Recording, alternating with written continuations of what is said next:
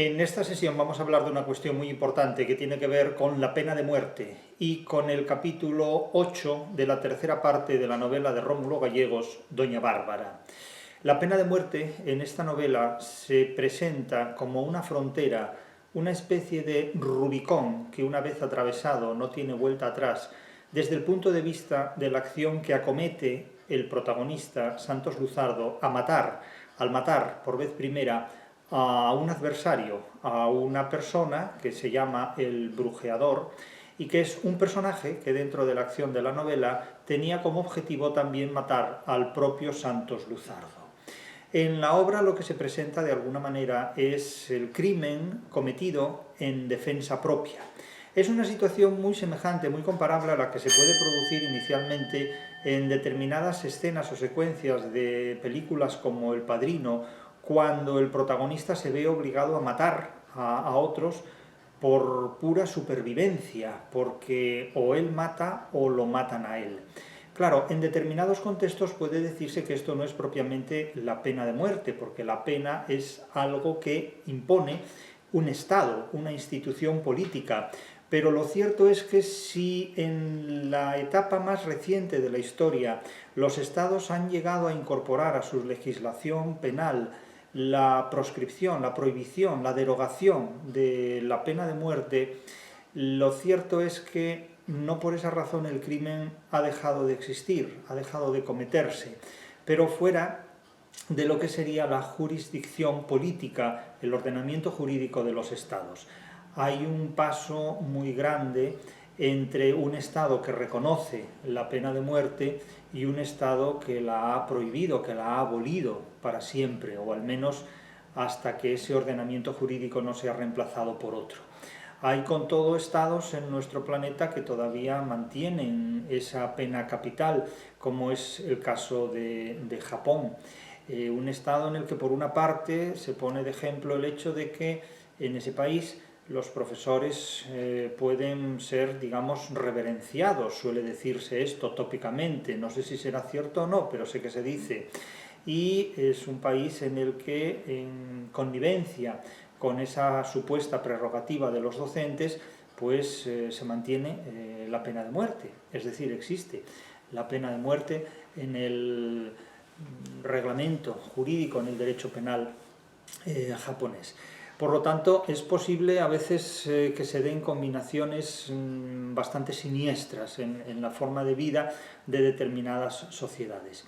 Lo que sí es cierto es que una novela como Doña Bárbara plantea enormemente las consecuencias que tiene el crimen entre seres humanos, evidentemente, incluso aunque ese crimen se cometa en legítima defensa, en defensa propia, en derecho de defensa de la propia vida.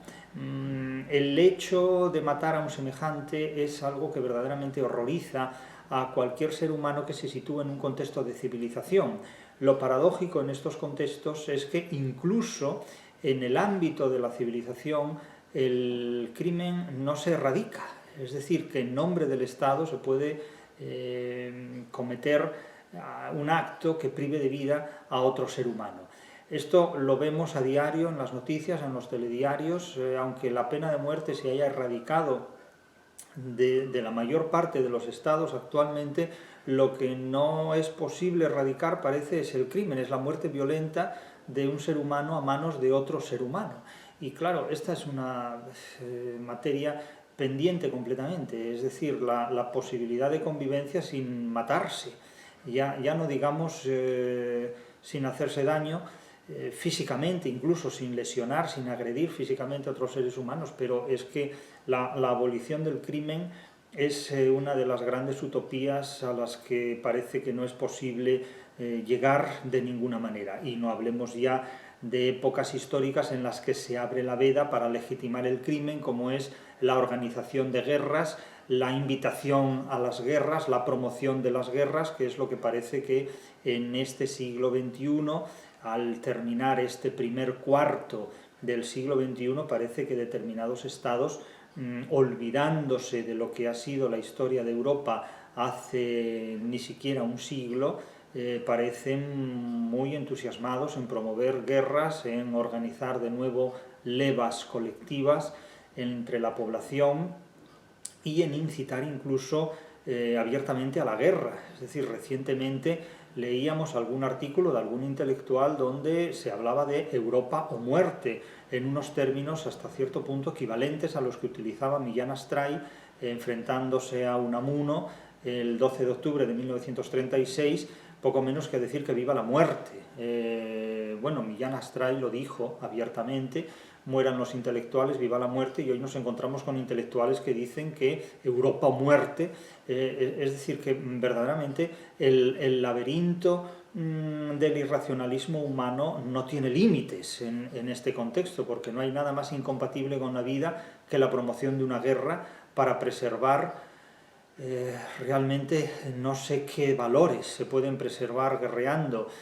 Soy muy escéptico en este punto, soy verdaderamente escéptico en este punto, y no lo sé, los que hayan ido a muchas guerras pues podrán hablar de ellas con mucha más profesionalidad que yo, pero desde luego lo que no estoy dispuesto es aceptar que alguien que no haya ido a ninguna guerra me enseñe a mí más conocimientos de los que supone la experiencia bélica. Es decir, si no se ha participado en una guerra, si no se ha sufrido las consecuencias de una guerra, es muy fácil hablar de ella, pero realmente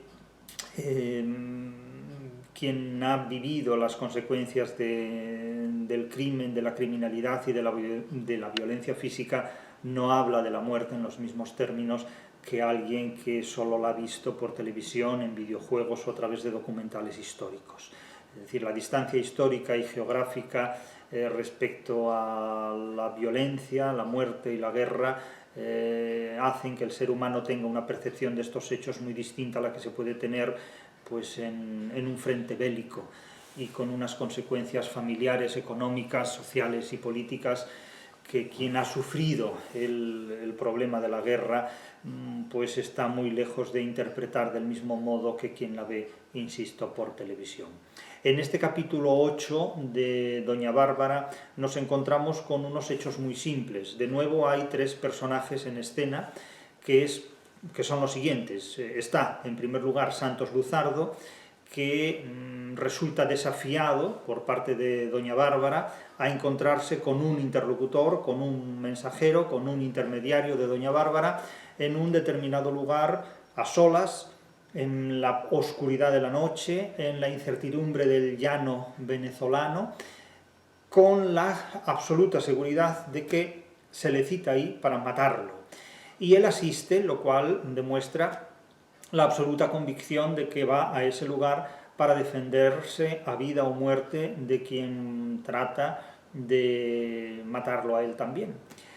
Naturalmente hay un tercer personaje que aparece aquí, que es uno de sus peones, uno de sus empleados, apodado Pajarote. ¿Y qué es lo que nos encontramos en este pasaje? Pues en este pasaje nos encontramos, fíjense ustedes, con una auténtica neutralización de ese fragmento de la fenomenología del espíritu en el que el ególatra de Hegel habla de la dialéctica entre el amo y el esclavo, una dialéctica entre el amo y el esclavo que cada lector interpreta muy luteranamente a su manera. Es decir, que cada persona que lee ese pasaje de la fenomenología del espíritu saca unas conclusiones de ese pasaje. Porque cualquiera que lea a Hegel o a Kant puede interpretar lo que le salga de las narices, como cualquiera que lea la poesía de Octavio Paz, porque son una serie de textos muy protestantes en el sentido de que se sustraen a cualesquiera normas, porque dicen tal cantidad de cosas tan realmente incoherentes entre sí, que cualquier lectura que se haga de ellos resulta aceptable porque no sirve para nada.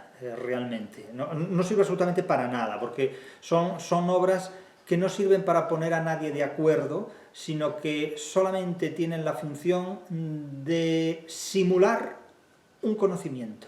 Realmente es el simulacro del conocimiento. Eso es lo que hace que la filosofía y la crítica literaria se hayan deteriorado tanto en los últimos siglos, sobre todo desde el siglo XVIII, porque se han convertido en un laboratorio de conocimientos simulados. Es la impostura del conocimiento, es la impostura de los intelectuales y es el simulacro del conocimiento. Vamos a tener aquí una cita con ese texto hegeliano de la dialéctica entre el amo y el esclavo, reinterpretado a través de este pasaje literario de una manera muy cruda, muy evidente y mucho más transparente de lo que sin duda el propio Hegel ofrece en ese pasaje de la fenomenología del espíritu. Hay tres personajes, por lo tanto, en escena. Santos Luzardo, desafiado para dialogar con un interlocutor con la intención de matarlo, ese interlocutor que se llama el brujeador, y un peón de Santos Luzardo que va, sin que lo llamen, que es Pajarote, con intención de proteger a Santos Luzardo ante la enorme ingenuidad en la que Luzardo incurre al aceptar ese duelo totalmente ilegal, completamente al margen de la ley, donde uno de los dos seres humanos enfrentados va a morir, asesinado por el otro, criminalizado por el otro. ¿Qué es lo que dice la novela? ¿Qué es lo que dice exactamente la novela en estos pasajes? El capítulo se titula La Gloria Roja y es una metáfora sinestésica en virtud de la cual el adjetivo rojo, roja en este caso femenino, aplicado a la gloria, hace referencia a la fama ensangrentada, a la fama obtenida sobre el crimen, es decir, a la fama cometida a partir de actos de barbarie que van en contra de la civilización, porque Rómulo Gallegos evidentemente no es ningún defensor ni del crimen ni de la pena de muerte, ni considera que los problemas se resuelvan matando a los seres humanos. Eso es un principio absolutamente contradictorio con el concepto de civilización que tiene Rómulo Gallegos, que descarta completamente el crimen en cualesquiera formas que el crimen se manifieste, desde la pena de muerte legitimada por un Estado, desde el martirio como la única forma de suicidio autorizada por las religiones, o desde la guerra como la única forma de homicidio legitimada por las democracias. A veces una democracia puede, quizás inconscientemente, convertirse en verdugo de su propia población si tiene como objetivo enviar a los más jóvenes que forman parte de su sociedad a un frente de guerra del que sabe que con toda probabilidad no todos van a volver con vida ni tampoco ilesos. Entonces la democracia debe evitar convertirse en un verdugo de su propia población y debe evitar también convertirse en verdugo de la población de los estados vecinos. Pero eso es un ideal del que la democracia, a mi juicio, sigue todavía muy lejos de estar, a pesar de todas las apariencias. El caso es que, como el propio Rómulo Gallegos, a través del narrador de la novela, advierte, se impone aquí la ley de la barbarie, la bravura armada. La lucha armada, podríamos decir, la ley de la barbarie, la califica el narrador, la bravura armada, en nombre de la cual se construye la gloria roja, una gloria muy discutible, un blasón funerario, como diría Valle Inclán. En este contexto, Santos Luzardo acepta ese reto y de repente se encuentra con que junto a él, en la noche oscura del llano, hay otra persona que es Pajarote. Y le dice Santos Luzardo: «Has hecho mal en inmiscuirte en mis asuntos», repuso Santos Luzardo secamente. Y le responde Pajarote: «No le digo lo contrario, pero tampoco me arrepiento de inmiscuirme en sus asuntos, porque le voy a salvar la vida», viene a decir. «Porque si a usted le sobra arrojo y valentía, creo que todavía le falta malicia. ¿Sabe si es un hombre solo el que viene a hablar con usted?». Y le dice: «Aunque sean varios, retírate». Y entonces Pajarote le dice: fíjense la dialéctica entre el amo y el esclavo, porque Pajarote es no el esclavo, pero sí el sirviente, el empleado, el peón del amo, Santos Luzardo. Y le dice Pajarote: «Mire, doctor», propuso Pajarote rascándose la cabeza. Esta es una imagen muy de Sancho Panza hablando a Don Quijote. «Peón es peón y le toca obedecer cuando el amo manda». Nótese la dialéctica entre el amo y el esclavo. «Pero permítame que se lo recuerde. El llanero no es peón sino en el trabajo, es decir, estamos ahora fuera del horario laboral. Y fuera del horario laboral yo no soy empleado suyo, soy un hombre más en este mundo». Lo que plantea Hegel en la dialéctica entre el amo y el esclavo es la suspensión del horario laboral en un estado que, totalitariamente hablando, iguale a todos los miembros por referencia a las exigencias de ese Estado. Hay una neutralización, por tanto, en esa relación eril, en esa relación servil entre amo y esclavo. Aquí, le dice Pajarote a su amo Santos Luzardo. Aquí, en la hora y punto en que estamos, no habemos un amo y un peón, no somos amo y sirviente, no somos amo y esclavo, sino un hombre que es usted y otro hombre que quiere demostrarle que está dispuesto a dar su vida por la suya, lo cual es una forma bastante esclava de dar la vida, pero bueno, y que por eso no ha buscado compañeros para venir a tirar la parada con usted. Ese hombre soy yo y de aquí no me muevo. Es decir, que no le habla no le habla formalmente como un esclavo, como un subordinado, como un empleado, sino que le habla como alguien que mantiene una relación totalmente fraternal, de camaradería, de igualdad. Es el planteamiento que propone Hegel en un momento dado, con objeto de hacer del Estado hegeliano, un sistema absolutamente totalitario, donde las diferencias entre el amo y el esclavo desaparecen porque, en definitiva, el amo es el Estado y el esclavo son sus ciudadanos. Ese es el concepto totalitario y hegeliano del Estado que se plantea en la fenomenología del espíritu. En ese pasaje, digo, de la fenomenología del espíritu, cada lector ve lo que le parece. Y, naturalmente, alguien dirá, bueno, ¿y usted también ve lo que le parece? Sí, por supuesto, y díganme que no. Díganme que el concepto de Estado hegeliano no es un concepto totalitario de democracia o de Estado totalitario llamado democrático, que le venía muy bien al dedo al concepto de Estado que tiene Napoleón, por ejemplo. Al que ya no le vino tan bien al dedo fue a Beethoven, que primero le dedicó la heroica y después le borró y le quitó la dedicatoria. Porque a Beethoven no le importaba que Napoleón invadiera otros países, pero claro, cuando invadió Alemania, al músico sordo pero muy sensible, le dolió esa intervención territorial en la geografía de su Alemania querida. Entonces, claro, si invaden a los demás, la sinfonía está dedicada a Napoleón. Si invaden mi país, entonces es una sinfonía heroica. Claro, es curioso cómo hasta los músicos tan geniales como Beethoven tienen su corazoncito, su trozo de corazoncito en París. Pero bueno, allá ellos. El caso es que este pasaje literario constituye una reinterpretación que permite releer el fragmento de la dialéctica entre el amo y el esclavo de Hegel desde una perspectiva también bastante contemporánea, moderna y, en cierto modo, también original. El caso es que Pajarote se queda con Santos Luzardo y cuando llega se queda sin intervenir, porque Pajarote no hace absolutamente nada, dicho sea de paso. No interviene para nada, simplemente está presente. Tiene una presencia óntica, pero no funcional. Una presencia formal, diríamos, pero no funcional. No es operativa en la trama de la novela.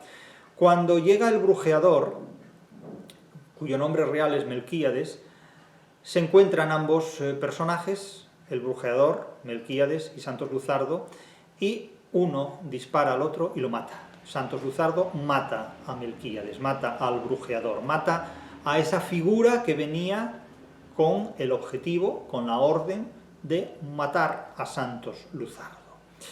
A partir de aquí se produce una reflexión, una digresión muy importante por parte del narrador.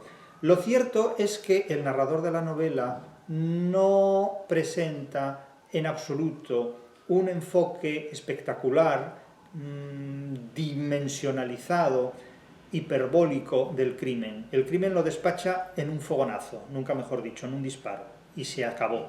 No hay recreación, no hay en absoluto luz y taquígrafos ante ese crimen, no hay resonancia de ese crimen. Más que relatarlo, se menciona el crimen, se produce un crimen y ya está. Es la primera vez que se menciona explícitamente un crimen infieri, es decir, un crimen en su proceso de realización, de ejecución, de interpretación, porque los crímenes anteriores simplemente se contaron ya a toro pasado, se relataron, se narraron, incluso en discurso sumario diegético, se dice, se mató a tal persona, pero no se detalla más. Aquí sí, aquí asistimos a la dramatización del crimen, pero se produce muy rápidamente, apenas se reduce a la sensorialidad del disparo, porque en la noche no se ve casi nada. Pero tras la comisión del crimen, tras la ejecución del crimen, hay una reflexión importante por parte del narrador. Y dice el narrador, casi en un discurso interior, indirecto y referido, en esta dialéctica no entre amo y esclavo, sino entre civilización y barbarie, en la línea de Facundo, en la línea de los Pazos de Ulloa, en la línea de la dialéctica de la evolución. Se dice, por fin y por encima de su voluntad, empezaba a realizar aquel presentimiento Santos Luzardo de una intempestiva regresión a la barbarie que atormentó su primera juventud. La vida de Santos Luzardo es sobre todo una lucha en contra de la barbarie. Se trata de evitar los crímenes de los que de alguna manera es heredero por razones familiares, el crimen fratricida entre padre e hijo que conoció Santos Luzardo, y los crímenes que rodean siempre la convivencia en la vida llanera de Venezuela. Todos los esfuerzos hechos por librarse de aquella amenaza que veía suspendida sobre su vida, como una espada de Damocles, diríamos, por reprimir los impulsos de su sangre hacia las violentas ejecutorias de los luzardos, que habían sido todos hombres fieros sin más ley que la de la bravura armada, y por adquirir en cambio la actitud propia del civilizado, en quien los instintos están subordinados a la disciplina de los principios, todo cuanto había sido ardua y tesonera de los mejores años de su vida desaparecía ahora arrollado por el temerario alarde de hombría que lo moviera a acudir a la celada, es decir, a la emboscada, a la encerrona, a la celada de Rincón Hondo. Rincón Hondo es el punto geográfico donde lo citan, es decir, un rincón hondo, un lugar apartado y profundo, oscuro, donde tuvo lugar ese crimen en defensa propia. Lo cierto es que aquí se introduce una poderosísima reflexión acerca de si el crimen, la muerte de un ser humano, es la solución a un problema o no. Y este debate se sitúa en el contexto de la lucha entre la civilización y la barbarie. A la barbarie le es legítimo matar, ejecutar crímenes con toda naturalidad, pero la civilización no se puede permitir ese tipo de soluciones. Lo cierto es que la civilización también se permite ese tipo de soluciones a través de las guerras legitimadas por los estados o a través de muchos otros procedimientos que simplemente evita juzgar o evita, digamos, afrontar desde los ordenamientos jurídicos de un estado. O puede utilizar también el ordenamiento jurídico de un estado para exculpar la criminalidad.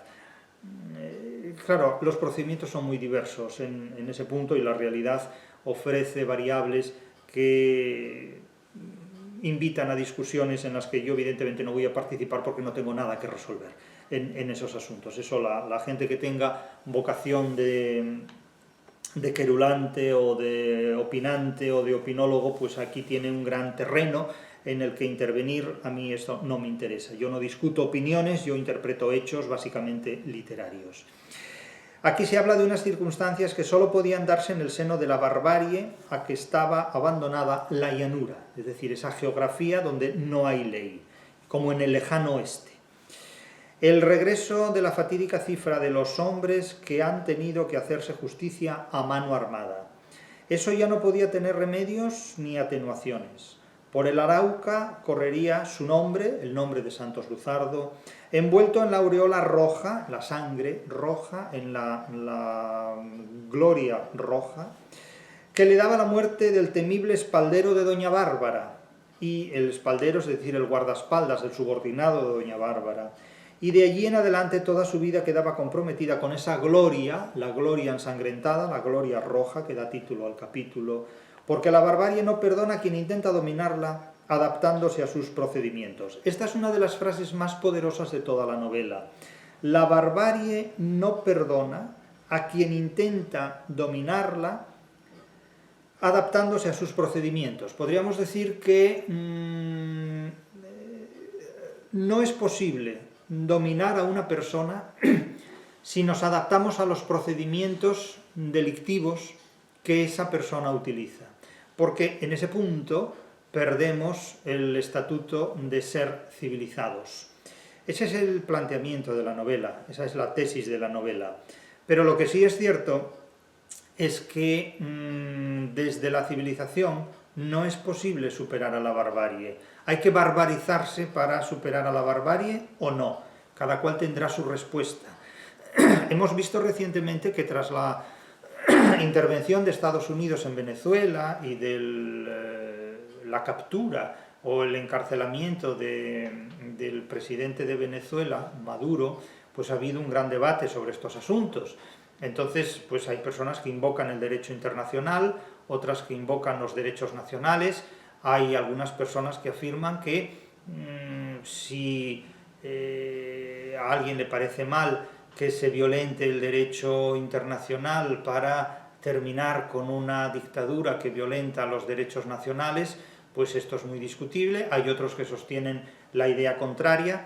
Quiero decir que los hechos invitan siempre a un debate, y las personas que debaten pues tienen cada una de ellas su criterio, su opinión y sus razones que chocan entre sí y hacen que estas personas también choquen entre sí. Aquí evidentemente no vamos a defender ni unas ni otras opciones, porque no es el objetivo de la interpretación literaria defender la política de un presidente de los Estados Unidos o defender la política de un dictador para unos, demócrata para otros, o de un demócrata para unos, dictador para otros, según hablemos de un presidente o de otro presidente. Eso es un debate del que se ocupan otras personas. Yo en estos asuntos no entro ni tengo interés en entrar, pero sí pongo sobre la mesa las enormes contradicciones de unas posturas y de otras posturas a la hora de enfrentarse a la interpretación de la realidad. Es un debate entre civilización y barbarie, donde no toda la civilización es lo civilizada que se cree, ni toda la barbarie es lo ilegítima que se presupone que es, porque hay mucho de barbarie en la civilización y hay algún código de civilización también presente en la forma de organizar la barbarie. El problema es que lo blanco y lo negro no está siempre tan nítidamente dibujado como supone el que critica a lo uno o a lo otro. En definitiva, la realidad es no ambigua, pero sí complicada. La realidad no es ambigua en el Quijote, pero sí complicada, y sobre todo es muy complicada para el que la interpreta más desde los prejuicios que desde el conocimiento científico que la realidad exige con frecuencia para ser verdaderamente analizada y no naufragar entre los prejuicios de las ideologías y las deficiencias del conocimiento. No se puede interpretar la realidad bajo los efectos de la pérdida del conocimiento racional y científico. El caso es que este capítulo termina con la afirmación de que Santos Luzardo avanzó con el trágico Arreviate y avanzó ya solo y convertido en otro hombre. Es decir, aquí ha cruzado una especie de Rubicón, ha atravesado una frontera que ya no permite la reversibilidad de los hechos.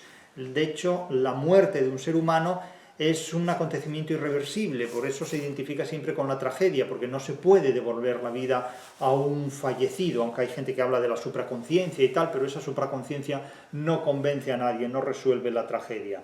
Es un invento muy antiguo, ya la inmortalidad ya ha sido una promesa patentada, la inmortalidad es una promesa patentada ya desde hace milenios por muchas religiones, entre ellas el cristianismo, que habla de una inmortalidad interpretada en unos términos por el protestantismo y en otros términos muy diferentes por el catolicismo, pero digamos que hablar de la inmortalidad es prometer una promesa ya patentada hace milenios. No sé por qué la gente se sorprende tanto de que esta promesa pues hoy se renueve en términos de pseudociencia o de pseudomedicina o de pseudoconciencia o superegos o conciencia, unas cosas, una creación de fantasmas que no deja de ser curioso, ¿no? Es como inventarse monstruos con licencia, ¿no? Una cosa curiosa. Sea como sea, este capítulo de la Gloria Roja de Doña Bárbara, cuya articulación literaria acabo de exponer, es analizable desde al menos 5 o 6 características principales que permiten reorganizar o resumir o resintetizar lo que acabamos de exponer. En primer lugar, es uno de los capítulos clave en toda la estructura de la novela, porque hay un antes y un después en la configuración del personaje principal. Ya no es el personaje inocente que vuelve después de años a su lugar de origen, a su geografía natal, sino que es alguien que ha matado a otra persona y eso supone para él una mancha con la que en cierto modo resulta incompatible volver a relacionarse con lo que fue su pasado de inocencia. De tal manera que hay un punto de no retorno, hay un Rubicón que se ha cruzado y en esa topografía y en esa cronografía, la noche, la oscuridad, el lugar apartado, el rincón alejado, hondo, profundo, lejos de toda luz, donde la noche, la sabana, el monte, el silencio animal, casi diríamos, el silencio ya no solo vegetal, porque ni siquiera hay viento que mueva hojas de árboles, es un silencio vegetal, es un silencio animal también, porque parece que todo está en expectación frente a lo que va a ocurrir entre esos dos seres humanos en un auténtico duelo, de tal manera que uno de los dos va a matar al otro, no, es imposible que sobrevivan, es el enfrentamiento entre la civilización y la barbarie en un punto en el que la civilización se barbariza y la barbarie seduce a la civilización. Claro, el poder que la barbarie tiene para seducir a la civilización lo vemos actualmente, en nuestro tiempo, de una manera además muy sofisticada. Es decir, que el ser humano civilizado se siente profundamente atraído hacia la barbarie. La barbarie es una droga seductora en múltiples formas. Utiliza la violencia, utiliza las emociones, utiliza los prejuicios, utiliza los animales, utiliza la sexualidad, utiliza toda forma de depravación, toda forma de depredación y de depravación para seducir al ser humano civilizado a adoptar comportamientos propios de la barbarie e incluso a legitimarlos desde cualesquiera ordenamientos jurídicos instituidos a través de siglos de esfuerzo legal, incluso por la barbarie. Nosotros podemos retrotraernos en cuestión de horas a estados de barbarie que costó siglos instituir civilizatoriamente a través de ordenamientos jurídicos de estados. Construir un estado es algo que puede llevar siglos, destruir un estado es algo que puede llevar horas, realmente. El paso de la barbarie a la civilización es un paso costosísimo, cronológicamente hablando, históricamente hablando, jurídicamente hablando, geográficamente hablando. Y sin embargo el paso de la civilización a la barbarie es algo que puede acontecer de la noche a la mañana, es algo que puede acontecer en un abrir y cerrar de ojos, podríamos decir. Y eso es algo que se debe sobre todo a la fascinación que la barbarie ejerce entre los que forman parte del mundo civilizado. ¿Por qué la barbarie resulta tan fascinante a quienes han dedicado su vida a la civilización? Esa es una pregunta que psicólogos y juristas, y también naturalmente profesores de literatura, si han leído literatura, otra cosa es que los profesores de literatura lean literatura o se dedican a la interpretación del cómic, ¿no? Pero bueno, eso ya es una cosa particular de cada uno, naturalmente. Pero es una respuesta a la que pueden dar cuenta, a la que pueden dar explicación los especialistas en estas materias. Pero en esa celada, en esa encerrona, el capítulo que acabo de mencionar es clave en la estructura, en la trayectoria de la novela. Luego, por otro lado, naturalmente, cuando la civilización se cita con la barbarie y adopta los procedimientos de la barbarie, revela que el orden jurídico es impotente para poner su propio orden, es decir, es una contradicción. Un orden jurídico que necesita utilizar procedimientos de la barbarie no es un orden jurídico civilizatorio, es un orden jurídico fracasado. Entonces, claro, Santos Luzardo, desafiado, no se deja intimidar y acude a la cita, pero de esa cita solo se sale matando, o sea, ahí no se puede mantener una negociación, no se puede dialogar, ahí dialogan las armas, dialoga el crimen. De tal manera que la justicia institucional fracasa cuando los seres humanos deciden negociar con las armas, es decir, matarse. Y a partir del crimen, entonces, retoman sus posiciones. Claro, la tesis fundamental de esta novela, indudablemente, es que en un territorio dominado por la barbarie, el derecho es impotente. La ordenación jurídica de un Estado dominado por la barbarie es ineficaz. Las leyes no funcionan allí donde las armas imponen sus propias leyes. O hay una coordinación entre las armas y las letras, entre las leyes y la violencia, una coordinación ejecutada desde la civilización, o hay una coordinación ejecutada desde la barbarie, o hay una coordinación de una y otra. Pero entonces no podemos hablar plenamente de civilización ni plenamente de barbarie, porque la civilización es un estado que se alcanza con una armonía y con una coordinación de puntos de vista y de voluntades que es irreal, que es imposible. De hecho, la civilización es uno de los ideales de la vida humana que oscila constantemente entre ese ideal civilizatorio y una realidad siempre impregnada de actos bárbaros, una realidad siempre impregnada de barbarie. Ahora bien, hay gradaciones, no es lo mismo vivir en un mundo selvático que vivir en un mundo donde la civilización permite de alguna manera formas de vida, llamémoslas civilizadas, donde uno pueda ir al colegio, estudiar en condiciones relativamente equitativas, salir de casa y volver a casa, realizar su trabajo y tener libertad de pensamiento, de palabra, de obra y también de omisión, como dirían las sacras oraciones. Pero evidentemente, cuando en una determinada geografía o en una determinada etapa de la historia la barbarie se impone, el derecho de un Estado y el Estado mismo dejan de tener valor. El concepto mismo de Estado es un concepto propio de la civilización, aunque se haya impuesto violentamente, pero en un ámbito bárbaro no hay Estados. Entonces resulta muy difícil plantear una civilización sin Estados, entre otras cosas, no porque sea imposible, sino porque históricamente no ha sido todavía suficientemente avalado. Es posible que algunas personas consideren que ha sido suficientemente avalada a lo largo de la historia la posibilidad de organizar una sociedad sin Estado. Tal vez el feudalismo no sea el referente más adecuado para hablar de una sociedad civilizada, la sociedad feudal.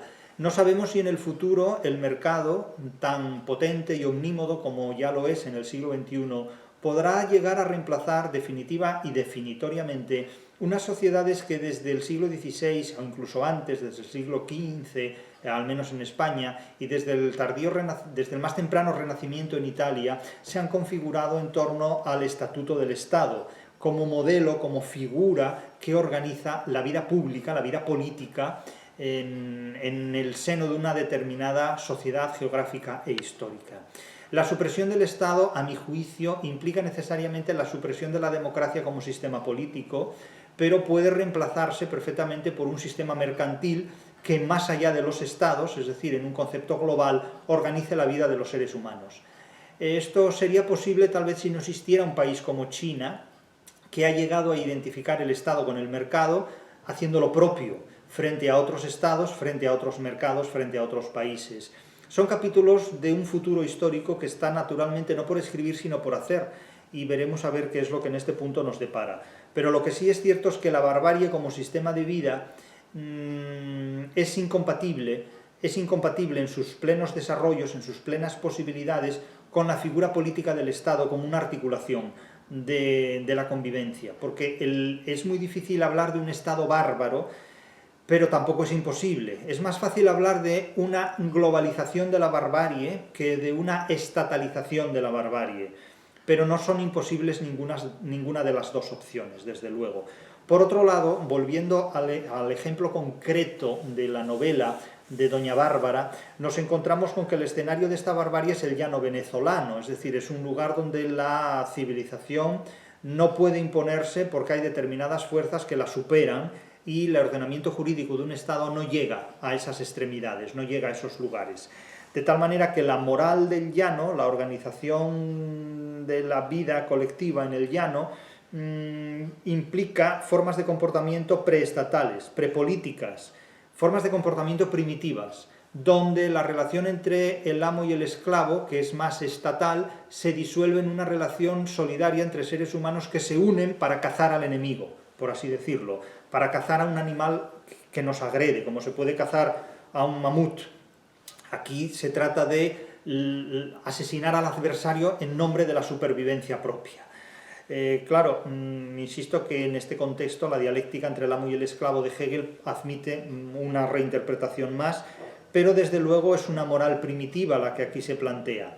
De hecho, el concepto de Estado que plantea Hegel es un concepto de Estado francamente totalitario, donde la igualdad entre los seres humanos queda absolutamente neutralizada en el nombre de un idealismo político donde todos somos iguales ante un Estado que nos iguala a todos, pero no sé si en nombre de la justicia o en nombre de la esclavitud al Estado, porque el Estado hegeliano lo que hace es convertir al ser humano demócrata en un esclavo de la democracia. Y claro, no hay mayor paradoja que el hecho de construir un Estado democrático en el que los ciudadanos sean esclavos de la democracia. porque eso es la mayor paradoja del mundo, y ese es el concepto básicamente de Estado hegeliano y de Estado ilustrado en el que actualmente vivimos. Somos esclavos de la democracia, no podemos salir de la democracia, no se puede plantear una alternativa a la democracia. La democracia nos ha convertido en sus esclavos, y este es un gran reto y un gran problema que tienen sobre todo las generaciones más jóvenes, las ya nacidas en el siglo XXI, porque al fin y al cabo a mi generación le quedan como mucho 3 décadas de cuerda, como mucho 3 décadas de cuerda, y eso es muy poco tiempo en los parámetros que miden la historia. Pero el gran desafío sí que lo tienen los nacidos ya en el siglo XXI, porque la democracia nos ha convertido a todos en sus esclavos. ¿Y hasta qué punto una democracia que convierta al ciudadano en un esclavo de la democracia es realmente una democracia? Pues eso, respóndanse ustedes a esa pregunta, porque la vida de mi generación está de alguna manera ya muy saldada y no haremos mucho más de lo que hemos hecho, que ha sido básicamente aguantar a los boomers y coexistir con ellos. Los boomers ya tienen un poder que está en la plenitud de su ocaso y ya poco más darán de sí. Los milenaristas han sido, sin embargo, una generación que ha creído en las promesas de los boomers y ha fracasado en esa felicidad, en ese fracaso de la felicidad que los milenaristas han vivido más crudamente que nadie, porque se les ha prometido todo y se les ha negado todo aquello que se les ha prometido y aún más. Y tras los milenaristas llega una generación de chiquillos que están ahora mismo en la adolescencia, o acaso saliendo de la adolescencia, y que se encuentran con todos los platos rotos, con toda la vajilla rota. A estos ya no se les puede, a estos más jóvenes, no se les puede hacer grandes promesas porque no van a creer en ellas. A diferencia de los milenaristas que creyeron en todas las promesas que se les ofreció en bandeja, los más recientes, esa generación que yo llamo generación cervantina o neocervantina, porque tiene ante sí un mundo de descomposición, un mundo barroco donde las apariencias engañan, y ellos ya saben que las apariencias engañan, tienen que, insisto, enfrentarse a una realidad sin armas personales, sin apoyo paterno, porque ya se encuentran con una generación de padres que apenas tienen recursos para sobrevivir consigo mismos y por sí mismos, y ya no pueden darles una gran herencia, porque el patrimonio familiar genealógicamente ha sido devastado por circunstancias mercantiles que han hecho de las familias, en definitiva, tesorerías empobrecidas, donde ya la preservación de la posible riqueza familiar se ve mermada generación tras generación. En este contexto donde la barbarie impone sus normas incluso en democracia, incluso en estados modernos, la literatura tiene mucho que decir, y es la gran aportación, entre otras cosas, de esta novela. El debate sobre la pena de muerte, es decir, el duelo a muerte entre dos personas adversas y adversarias que son irreconciliables porque una representa la civilización que necesita utilizar procedimientos propios de la barbarie para sobrevivir y otra representa una barbarie incompatible con esa civilización, pues una persona mata a otra. Santos Luzardo, representante de la civilización, mata a otra persona incompatible con la civilización, pero el que mata en este caso utiliza procedimientos propios de la barbarie que serían teóricamente incompatibles con los procedimientos de la civilización. Había dado muerte a un hombre, dice literalmente, había dado muerte a un hombre. Claro, esto ya es algo que no se lo puede perdonar. Ha sido en legítima defensa, pero no basta. Eso no legitima el crimen. No importa la intención, porque era la intención de imponer una civilización, pero ha matado a un ser humano. E importa el hecho de que ha cruzado un umbral irreversible. Y se supone, según la tesis de la novela, que la violencia transforma ontológicamente al ser humano, dicho con palabras llanas y significantes. Se supone que la violencia convierte al ser humano en un ser humano diferente al que era antes de ejercer la violencia. Vale. Puede impresionarnos mucho una declaración de este tipo. La violencia transforma al ser humano en alguien distinto al que era. O dicho en términos filosóficos, más bombásticos y rimbombantes.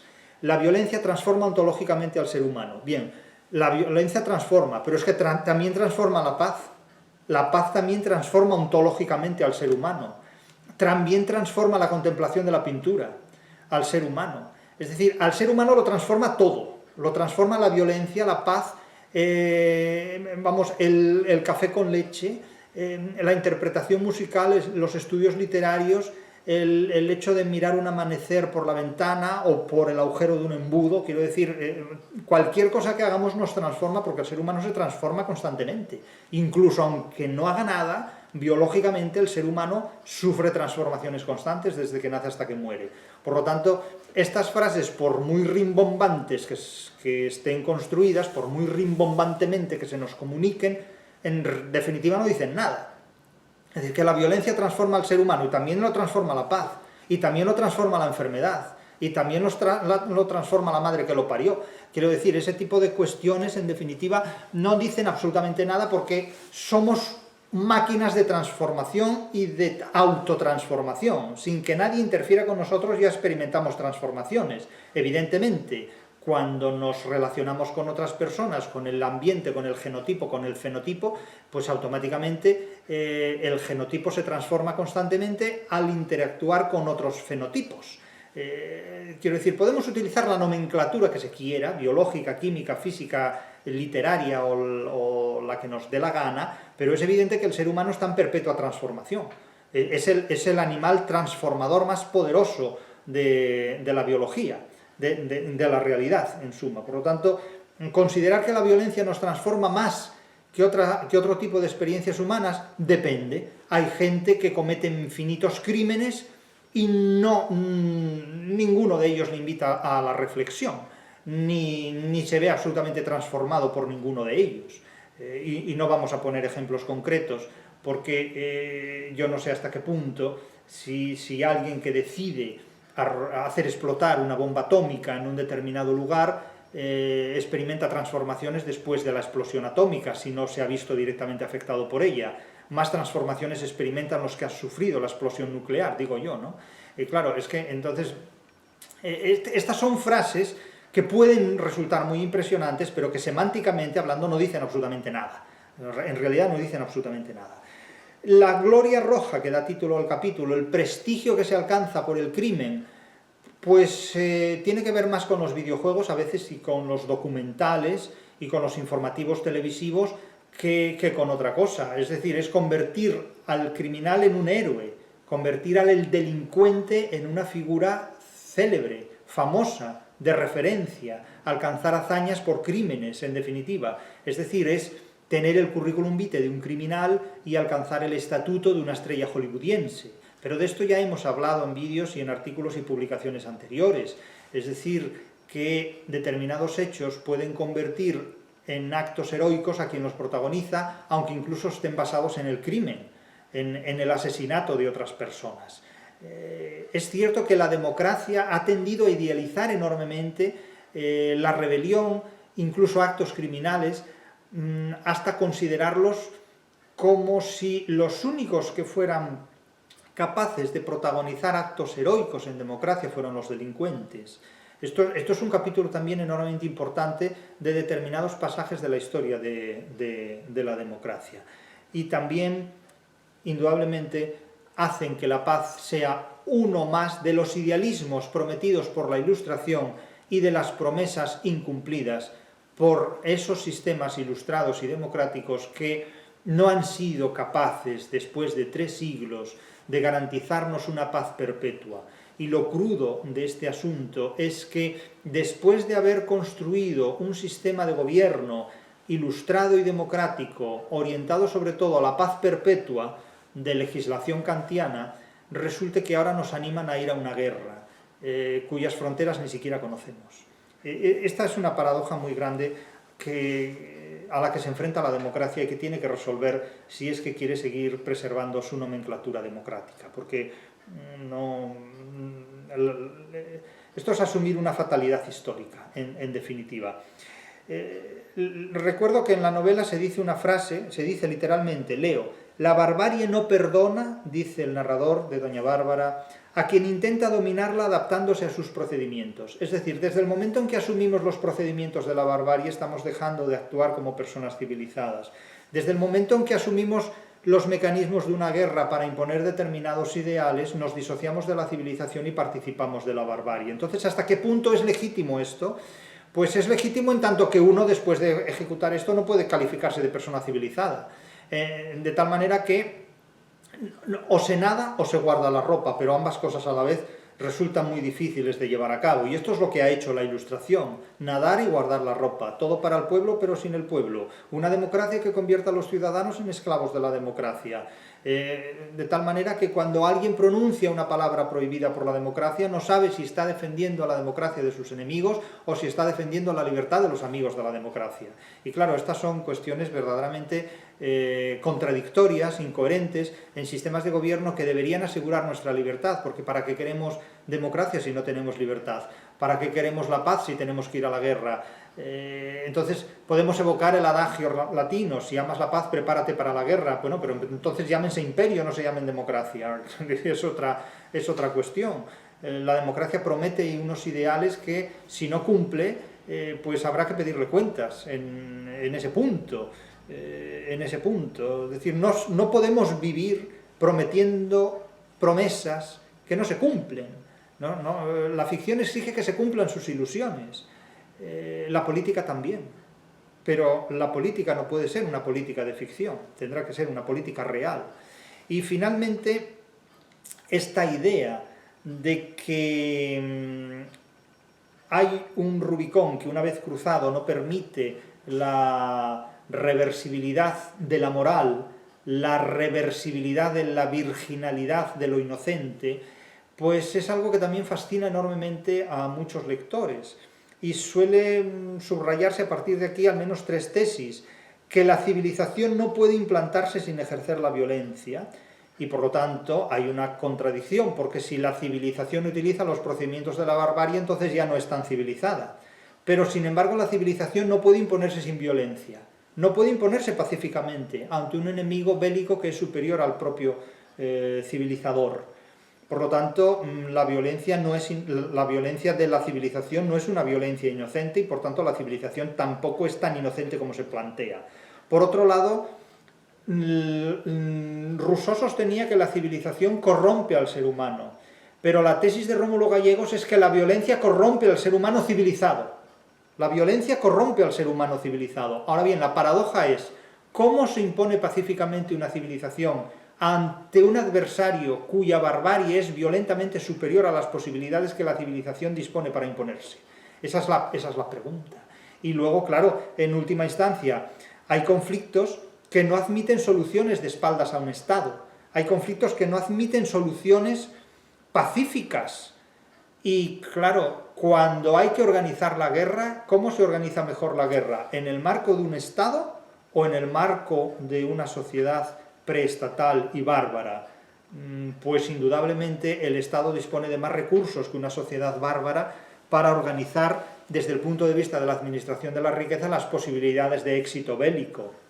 De hecho, la guerra suele estar mejor organizada por sociedades estatalizadas que por sociedades sin Estado. Pero no siempre ha ocurrido así, porque la guerra de la independencia de Napoleón contra España fue una guerra de un Estado contra una sociedad desordenada estatalmente, y sin embargo ganó la sociedad desestatalizada, como fue el pueblo, que luchó no tanto contra los franceses cuanto contra los propios españoles, que afrancesados trataron de imponer un modelo incompatible con la realidad popular de la España de entonces, de la España del momento.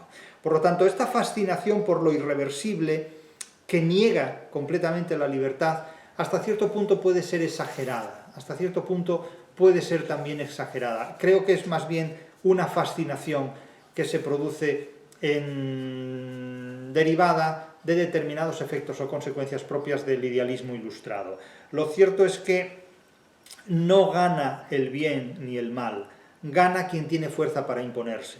Y después, comúnmente, el que gana porque ha tenido fuerza para imponerse suele ser alguien que se disfraza de bondad para legitimar los actos conseguidos. Pero en realidad la frontera entre la civilización y la barbarie es una frontera moral, es una frontera individual, tal como la presenta el personaje principal de Doña Bárbara, que sufre la superación de esa frontera, la ruptura de esa frontera personalmente. Pero lo cierto es que la dialéctica de la historia es una lucha constante entre la civilización y la barbarie.